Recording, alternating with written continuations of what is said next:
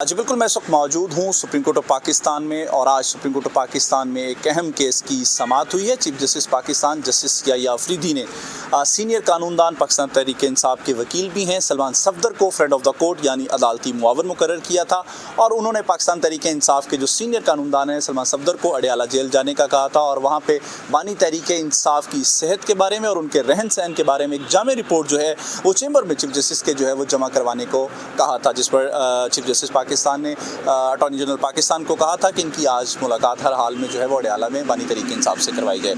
یہ ملاقات جو ہے وہ ان کی 3 گھنٹے پر محیط تھی جو ہوئی، اس کے بعد انہوں نے جو رپورٹ ہے وہ کل سپریم کورٹ آف پاکستان میں خود جمع کروائی، اور صحافیوں سے انہوں نے بات نہیں کی، اور ان کا جب تک یہ رپورٹ جو ہے وہ چیف جسٹس پڑھ نہیں لیتے اور عدالت میں دوران سماعت ڈسکس نہیں ہو جاتی، میں اس پر کوئی کمنٹ نہیں کروں گا۔ آج سماعت ہوئی، بانی تحریک انصاف کے جو دستیاب سہولیات اور ان کی صحت کے حوالے سے سپریم کورٹ میں جو تفصیلی رپورٹ جمع کروائی گئی، جس میں قیدی کی طبی حالت کیسی ہے اس حوالے سے بات کی گئی، بنیادی سہولیات کیا کیا فراہم کی جا رہی ہیں اس حوالے سے بات کی گئی، اور قانونی حقوق سے متعلق جو اہم انکشافات ہیں وہ اس رپورٹ کا حصہ ہیں۔ اسی طرح رپورٹ میں جو ہے وہ بتایا گیا کہ بانی تحریک انصاف نے سلمان صفدر کو کہا کہ ان کی دائیں آنکھ جو ہے اس میں شدید مسئلے کی شکایت انہیں پیش ہوئی، جس کی وجہ سے ان کی جو بینائی تھی وہ صرف 15% رہ گئی۔ انہوں نے مزید کہا، بانی تحریک انصاف نے جو ہے وہ سلمان صفدر سے کہا کہ آنکھ میں خون کے لوتھڑے، یعنی انہوں نے بتایا کہ جو بلڈ کلوٹ تھا اس کی انہیں تشخیص ہوئی۔ مزید کہنا تھا کہ علاج کے باوجود جو وہاں کے ڈاکٹرز نے کیا اور جو ہے ان کی بینائی میں بہتری جو ہے وہ نہیں آئی۔ تحریک انصاف نے ان کو بتایا کہ اکتوبر 2025 تک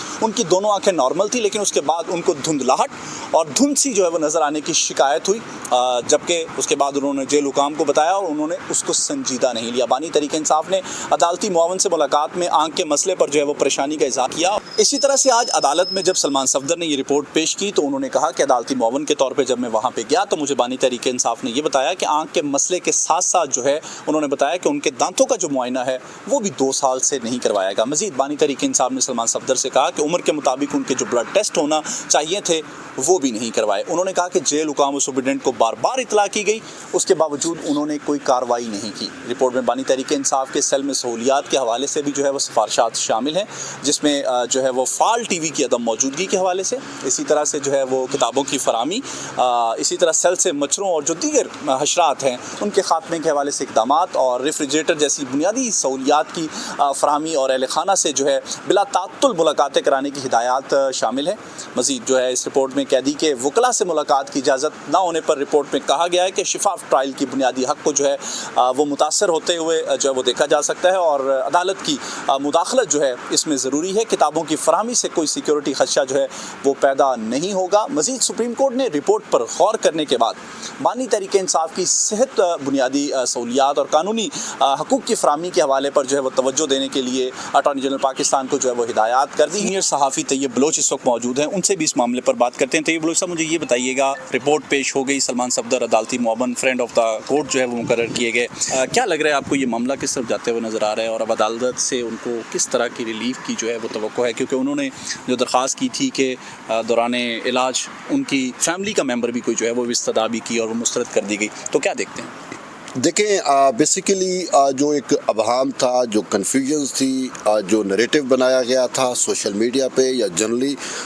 وہ اب زائل ہو چکا ہے۔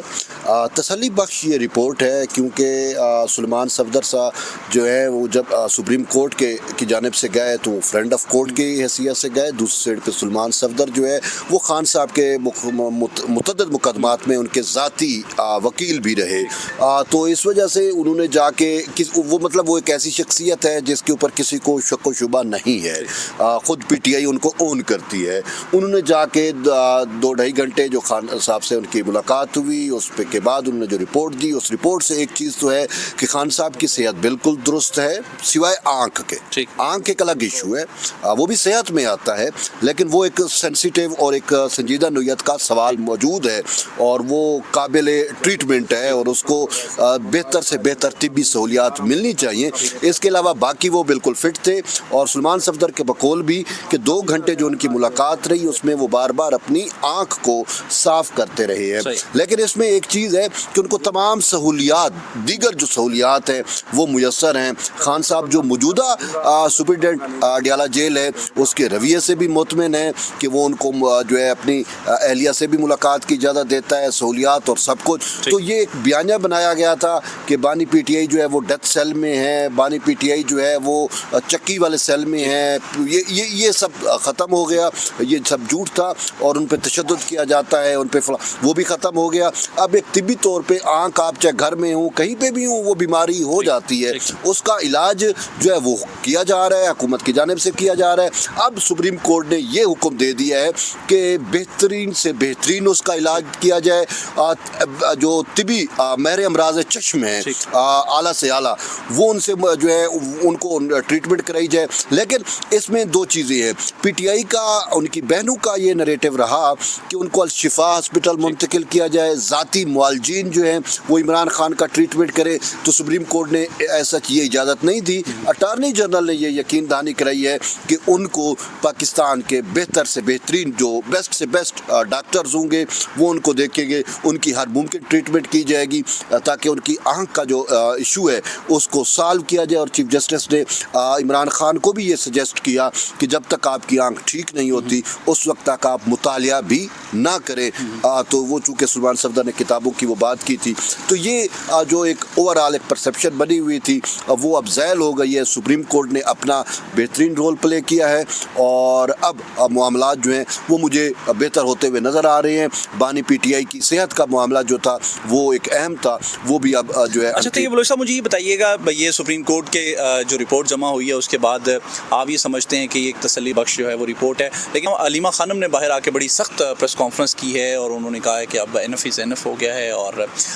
جو وزیر اعلیٰ خیبر پختونخوا ہیں سہیل آفریدی، ان کی بھی یہ شنید ہے کہ انہوں نے بھی ایک مارچ لے کے جو ہے اسلام آباد تک آنا ہے اور کنٹینر بھی تیار ہے. دیکھیں میڈم علیمہ صاف ظاہر ہے کہ یہ پی ٹی آئی کی اسٹریٹجی ہوتی ہے کسی بھی پولیٹیکل پارٹی کی. ایک سائڈ پہ وہ مزاحمت اور دباؤ بنا کے رکھتی ہیں، دوسری سائڈ پہ وہ کہیں اپنے لیے جو ہے وہ حکومت سے ڈیل اس طرح کی باتیں بھی بیک وقت چلتی ہیں. دونوں مطلب راستے لیے جاتے ہیں. تو پی ٹی آئی اب اس ٹائم دونوں راستوں پہ پلے کر رہی ہے. ڈیل اور ڈیل کی بھی باتیں ہو رہی ہیں، اور آج میڈم علیمہ نے یہ ڈیل کی جو پرسیپشن بنائی جا رہی ہے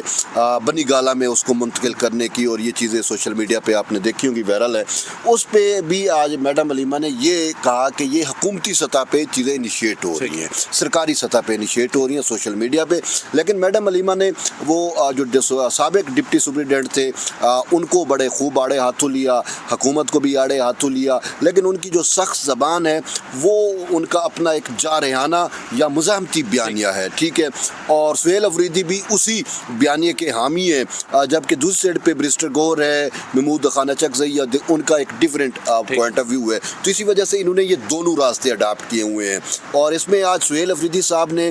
جو الزام تراشی کی دیگر پولیٹیکل پارٹیوں پہ وہ بھی آپ کو ہے کہ میمو گیٹ کو لے کے آ گئے، ڈان لیکس کو لے کے آ گئے. بھئی اگر آپ نے بات کرنی تھی تو خان صاحب کی صحت پہ کرتے تو وہ بہت اچھا تھا، لیکن پھر جب ہم نے ان سے سوال کیا تو پھر ان سے جواب نہیں بن پایا، اور پھر انہوں نے کہا کہ نہیں جی عمران خان کی صحت کا کارڈ کھیلتے ہوئے میڈم علیمہ نے ہی پھر سی ایم صاحب کو ریسکیو کیا. لیکن انہوں نے اپنا پولیٹیکل جو نیریٹو بنانے کی کوشش کی جس میں تمام پولیٹیکل پارٹیز کو انہوں نے رگڑا دیا کہ یہ فوجی یعنی کہ اسٹیبلشمنٹ کے خلاف یہ کہتی رہی، فلاں فلاں کہتی رہی. تو میں نے ان سے سوال کیا کہ سی ایم صاحب آپ نے دیگر پولیٹیکل پارٹیوں پہ تو یہ الزام تراشی کی ہے، جبکہ پی ٹی آئی پہ بھی سب سے بڑا الزام یہی ہے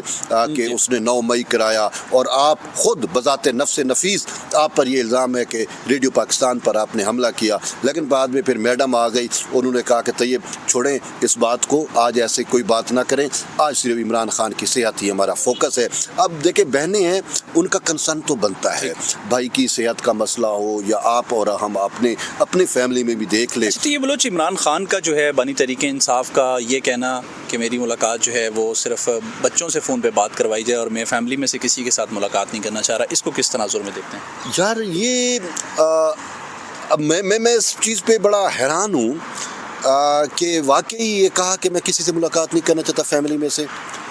اگر ایسا ہے تو فیملی میں دیکھیں بچوں سے ملاقات وہ بھی فون پہ بات پہلے بھی ہوتی رہی ہے، کئی دفعہ رپورٹس آئی ہیں، اور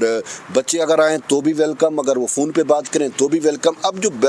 فیملی سے ہے، فیملی میں اس کی دو چیزیں آ جاتی ہیں، ایک اس کی اہلیہ ہے، ایک اس کی سسٹر ہیں، جو قریبی فیملی ہے۔ اہلیہ سے رپورٹ کے مطابق ملاقات ہوتی ہے۔ اب اس میں منگل کا روز بنتا ہے۔ اڈیالہ جیل میں چونکہ ہم جاتے رہے ہیں، میں آپ کو بتاتا ہوں کہ جیل مینول میں بھی کہ جب آپ کو ملاقات کا دن ہوتا ہے تو اس ملاقات کے دن میں آپ پہ ڈیپینڈ کرتا ہے کہ آپ کس سے ملنا چاہتے ہیں۔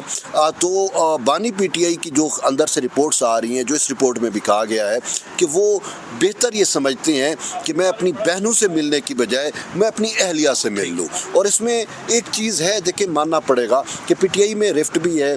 علیمہ خانم اور اس کی بہنیں جو ہیں وہ پی ٹی آئی کو کسی اور سمت لے کے جانا چاہ رہی ہیں، بشرا کا گروپ الگ سے ہے، باقیوں کا الگ سے ہے، تو اس میں ہو سکتا ہے کہ ان کی اہلیہ بشرا بیگم ہی یہ نہ چاہتی ہوں کہ وہ اپنی بہنوں سے ملیں، کہ وہ جو وقت بہنوں سے ملنے میں صرف ہوتا ہے وہ میرے ساتھ گزار لیں، یہ بھی ایک ریزن ہے۔ اور اس میں ویسے ایک ریزن یہ ہے کہ میڈم علیمہ کو عمران خان نے خود سائڈ پہ کیا تھا، ان کو بیان بازی سے روکا تھا، ان کو کہا تھا آپ نے کوئی نریٹو نہیں بنانا، میرے اس متعلق کوئی آپ نے میڈیا پہ بات نہیں کرنی، لیکن آپ دیکھ رہے ہیں، ہم دیکھ رہے ہیں کہ میڈم علیمہ ہی آج مطلب پی ٹی آئی کو لیڈ کر رہی ہیں، اور اس وجہ سے پی ٹی آئی میں بھی کنفیوژن ہے کہ کس کی پالیسی پہ چلے۔ مشال یوسف زئی کے ایلیگیشن جو میڈم علیمہ پہ ہیں وہ بھی آپ کے سامنے ہیں۔ مشال یوسف زئی کا یہ کہنا کہ عمران خان نے خود روکا ہوا ہے علیمہ خانم کو آپ نے میڈیا پہ بات نہیں کرنی، اور پھر عمران خان کا اب اپنی بہنوں کو نہ ملنا، تو یہ ساری چیزیں بالکل واضح ہیں۔